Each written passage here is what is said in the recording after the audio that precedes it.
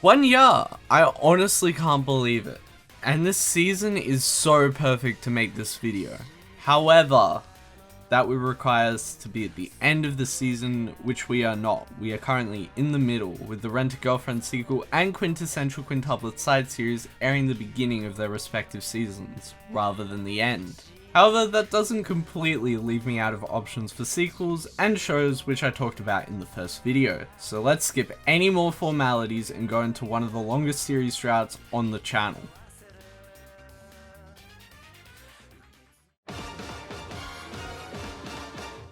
We'll also give Jojo's a quick shout out here. Yikes, that took a while. I first talked about Jojo's in the first video, saying that I was watching with someone, so the speed in which I could finish the series compared to others was slow, though the other person I watched with wasn't big on the series, leading to long gaps in watching, with episode 14 being the last we watched together between late last year or early this year. I thought it would be fitting to pick the show back up for the 1 year anniversary, so I did. Jojo's Bizarre Adventure covers part 1 of the story following Jonathan and the battle with Dio, and part 2 of the story following Joseph, both of which look to rid the world of vampires. Part 1 has the first 9 episodes, in which Jonathan finds out about Hammond and his destiny, with him, Speedwagon, and Zappelli hunting for Dio and the Mask. Part 2 is a bit more complex, with there being a variety of casts, objectives, and enemies, which is probably a little bit too much to cover in a 2-minute segment. I think the main appeal is that the plot never holds back and the continuity is insane. From my eye, the insane amount of references hasn't begun yet, which nowadays is mostly what I hear from the series. I think the art style takes some time to get used to, and some may never get used to it, but behind the unique style is a story I believe most people would enjoy. I definitely see the inspiration from the comic feel that the creator was going for. However, I also think Jojo's just plain does it better, not relying on super suits and supernatural powers, at least to the extent of other superheroes. With that said, I don't think Jojo's is the almighty messiah that others think it is, with some odd pacing at times, but I've also only watched the first 2 parts, where I think that most agree that, at least off of memory, part 3 or 4 is where the show picks up. Either way, a good start to a long series that I will get through with time, and so I think it's worth a 7 out of 10.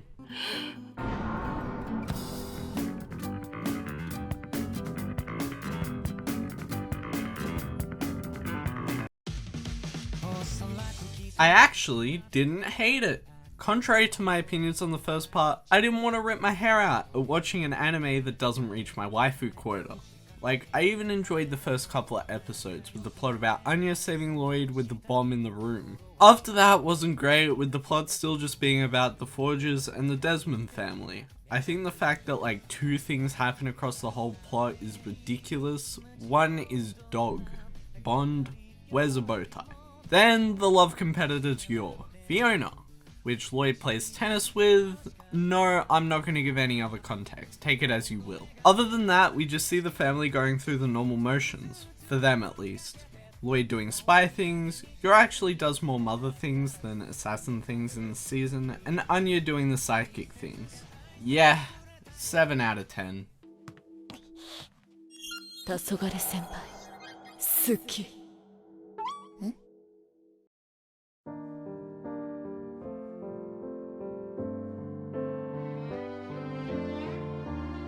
This is another main show I watched, a part of this being the 1 year video. Fruits Basket Prelude is an absolute love letter to Fruits Basket fans, which starts with a recap of the story, followed by some plot lines which as a viewer we see the end of, but not the beginning, such as how Toru's parents met. And being completely honest, I wasn't a big fan of it. Like, obviously Fruits Basket was great, but I can't help but feel like there was a spark that the main story had that doesn't really carry into the movie. I think this could be because of 2 things. One is that the story rarely ever exits my mind. Whilst I might find something like Higehiro forgettable, if reminded of the series, I could still give a pretty rough idea of the plot. So the 10-minute recap at the beginning just bored me and put me in a sour mood for the rest of the film. The other thing it could be is that I had already emotionally moved on from the series, where just adding to it didn't impact me the same way it would were I still invested in the series. This is mostly a me issue considering the amount of shows I watch in the amount of time I watch them, but it will affect my score, so I thought I should bring it up. I think this was a welcome send-off for the series, with for me specifically having this be the longest series I had watched at the time. So yeah, Fruits Basket Prelude, 6 out of 10. Not for me, but quality nonetheless.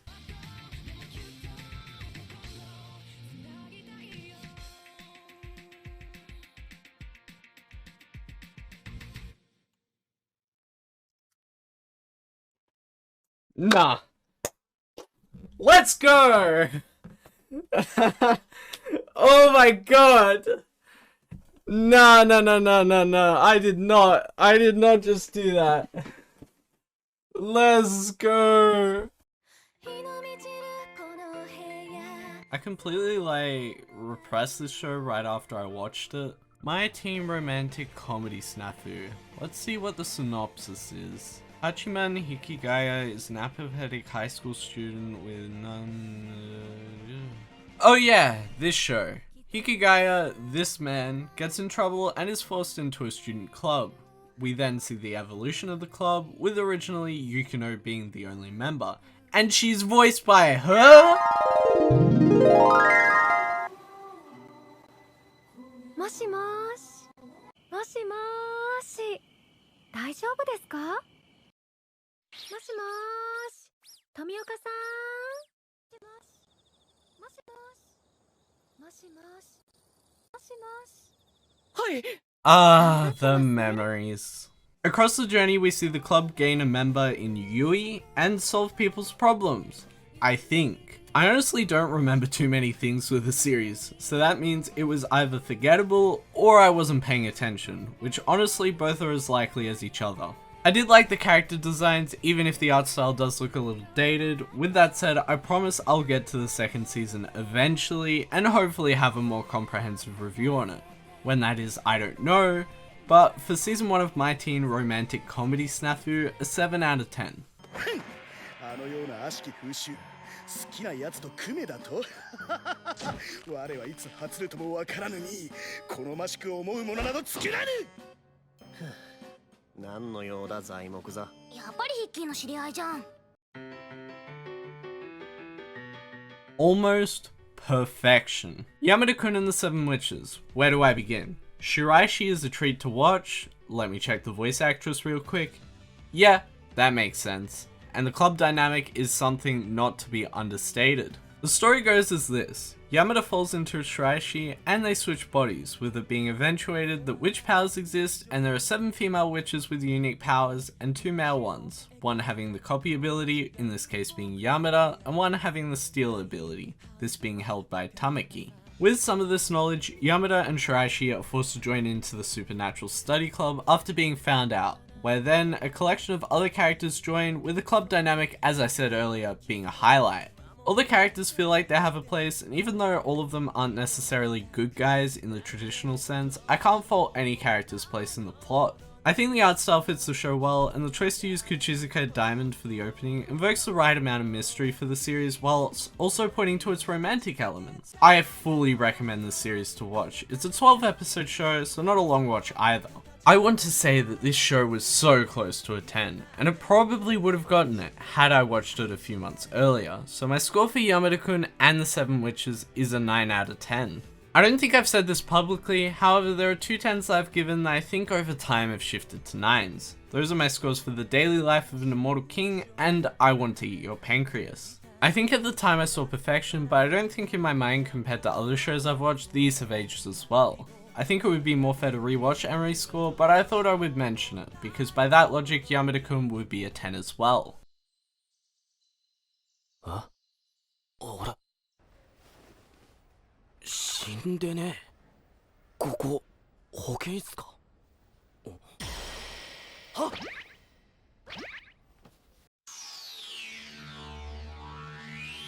I think Initial D actually stepped it up. Season 2 sees Takumi turn it up to edgelord status, with the story following his once mighty car being broken down and his pride leaving his body with it. The goal of the season for Takumi is to get used to the new engine in his car. There isn't a whole lot different, but the story arc, which the season covers, is just plain better than the first.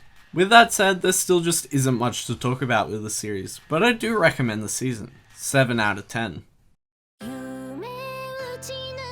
Geez, I really did it. 3 seasons and just a movie and OVAs left. I think it's easiest to say that season 3 is where the series peaked. From what I've watched at least. Though that doesn't mean it's good. The story goes somewhat like this. The Bang Dream Festival is going on with fans voting for the top 2 bands to perform in what is the finale of the season.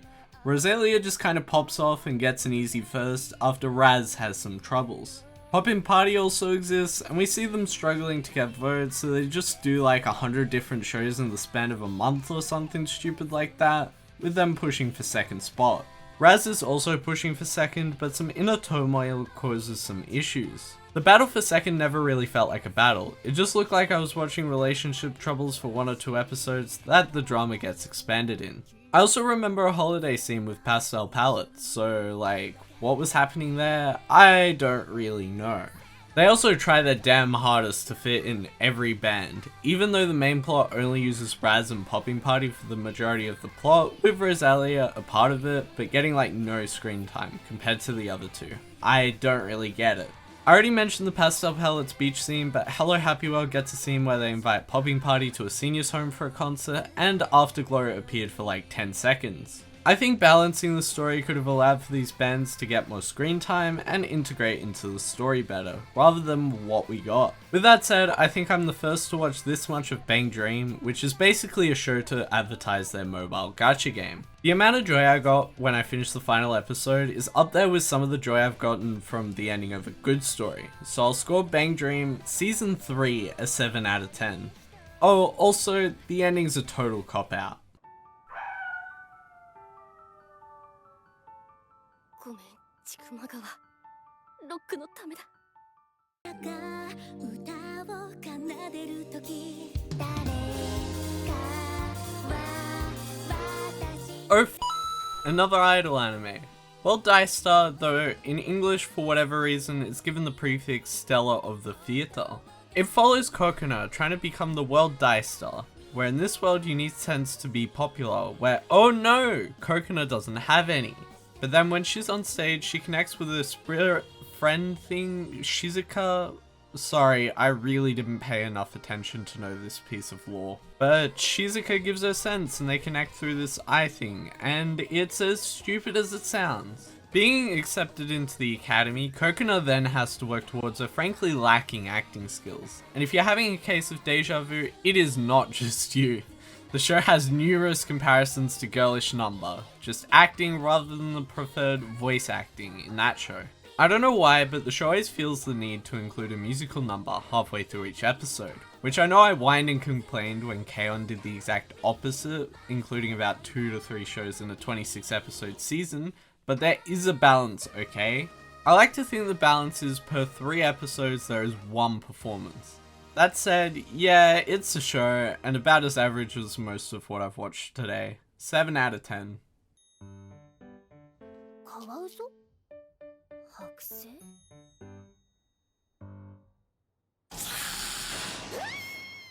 I spoke about this in my 1 year video, but I truly am thankful to you all. Doing this for 1 year wouldn't have even crossed my mind, and still doesn't really feel like it's happened. I honestly can't wait to continue making these videos, and hopefully in the near future I can make a truly special video to me, with personally the Kongming and Oshinoko videos being my favourites so far.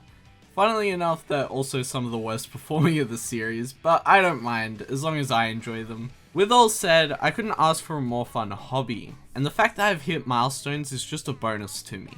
And as always, my socials are down below, rest in peace Twitter, so yeah, thank you all for watching, and I will see you all next time. Bye!